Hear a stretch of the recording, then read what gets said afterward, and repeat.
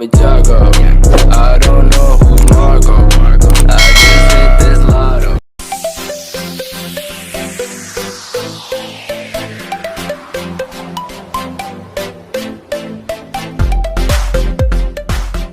Assalamualaikum warahmatullahi wabarakatuh.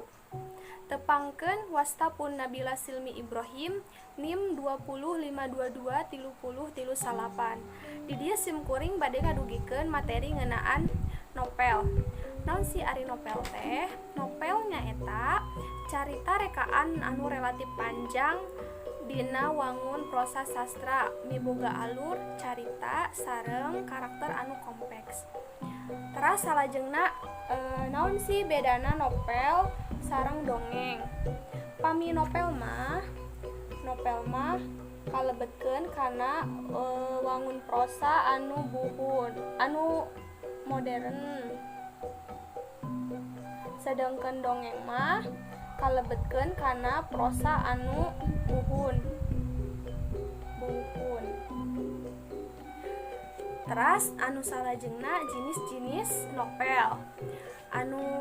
Jenis-jenis nopel ieu teh kabagi dua, aya dumasar kana umur sareng dumasar kana eusi.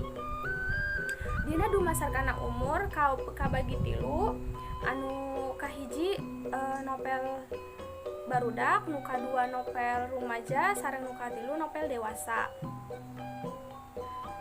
Pami saderek sadayana sesah kangge ngahapal jenis nopel dumasar kana umur tiasa disingkat.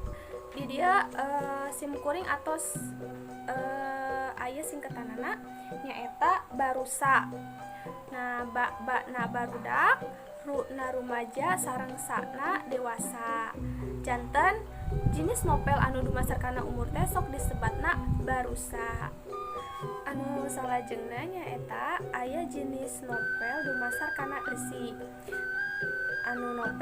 Jenis nopel anu dumasar kana eusi kabagi genep.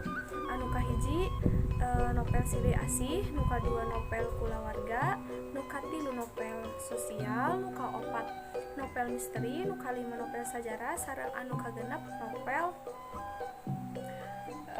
jiwa.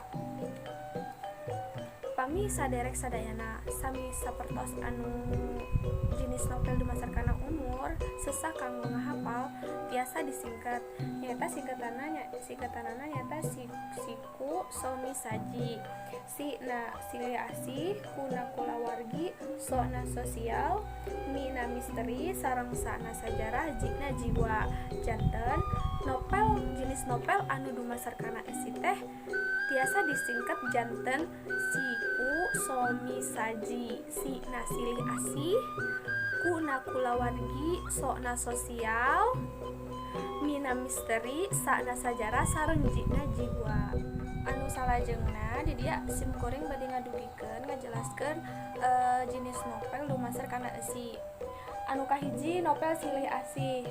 Nopel silih asih teh nyaritakeun cinta tanapi asmara palaku utama. Salajengna nopel kulawarga. Di dieu nyaritakeun kulawarga palaku utama, masalah keluarga palaku utama. Teras nopel sosial. Nopel anu nyaritakeun atawa nyoko kana masalah sosial masyarakat. Salajengna aya nopel misteri. Nopel anu nyaritakeun hal-hal anu ngandung rusiah. Teras aya nopel sajarah. Nopel anu nyaritakeun kajadian sajarah. Anu salajengna nopel jiwa. Nopel anu nyaritakeun kaayaan kajiwaan. Anu salajengna aya unsur intrinsik nopel. Kabagi dua aya tema sareng galur.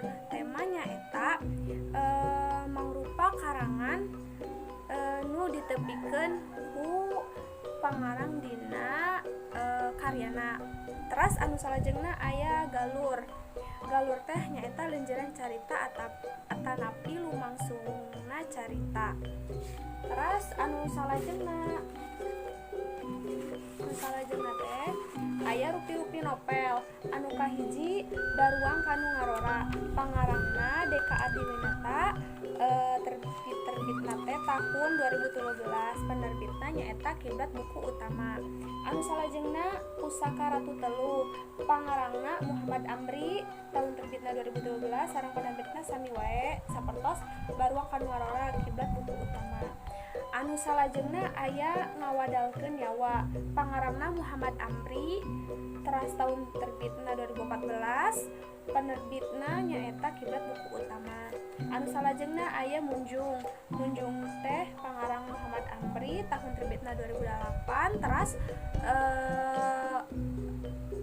penerbitna buku utama Kiblat Buku Utama. Terus salajengna pipisahan teh pangarang RAF, tahun terbitna 2011, teras penerbitna teh Kiblat Buku Utama. Sakitu dina lawungan ieu anu tiasa kusim kuring pihatur, hapunten bilih seueur kalepatan. Wallahul muwaffiq ila aqwamit thoriq. Wassalamualaikum warahmatullahi wabarakatuh. They say you're too hyped up, but I think that I lost you. Her mama a party girl, she just want